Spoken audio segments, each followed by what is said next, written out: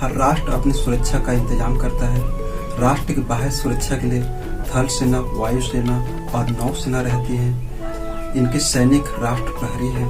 ये राष्ट्र प्रहरी आकाश में उड़ते हुए, सागर में घूमते हुए, बर्फ की ढकी पहाड़ियों में निरंतर सजग रहते हैं। आइए आज हम भारतीय सेना के अंग एवं उसके कार्यों के बारे में जानते हैं। किसी भी देश की सीमाओं की सुरक्षा का दायित्व उसकी सेना पर होता है। भारतीय सेना के 3 अंग हैं।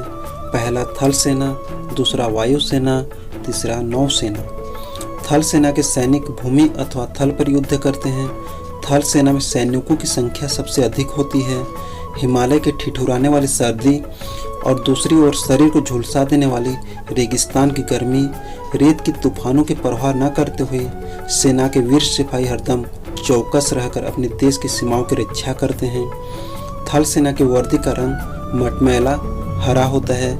अब हम वायु सेना के कार्य के बारे में जानते हैं। घायलों को अस्पताल ले जाने तथा संकट से घिरे नागरिकों को सुरक्षित स्थानों तक पहुंचाने में भी वायु सेना महत्वपूर्ण भूमिका निभाती है। नीली वर्दी में सजे वायु सेना के सैनिक हरदम सजग और सतर्क रहते हैं। आइए आगे नौ सेना के प्रमुख कार्य कौन सा है जानते हैं। नौ सेना देश के समुद्री तटों और समुद्र सीमाओं की रक्षा करती है।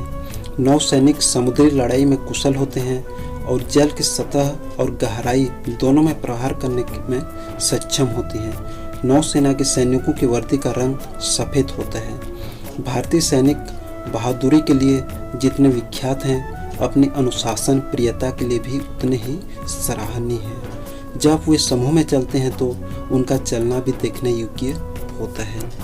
एक अच्छे सैनिक के गुण हैं देशभक्ति, सजगता, साहस, धैर्य और अनुशासन।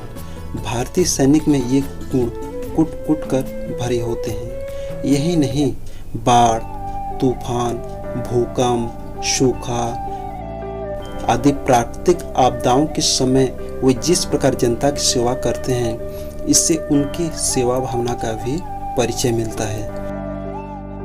हमारे देश के राष्ट्रपति सेना के तीनों अंगों के अध्यक्ष हैं। प्रतिवर्ष भारत सरकार वीरतापूर्ण और साहसिक कार्यों के लिए सैनिकों को विशिष्ट पदकों से सम्मानित करती है। केवल पुरुष ही नहीं, महिलाएं भी सेना के विभिन्न पदों पर कार्यरत हैं।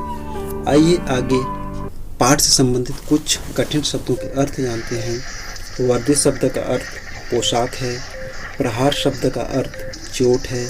गर्व शब्द का अर्थ अभिमान है। विख्यात शब्द का अर्थ प्रसिद्ध है। दुर्गम शब्द का अर्थ जहाँ जाना कठिन हो है। चौकस शब्द का अर्थ सजग है। अंत में आप लोगों को सवाल दे रहा हूँ, आप लोग हल कीजिएगा।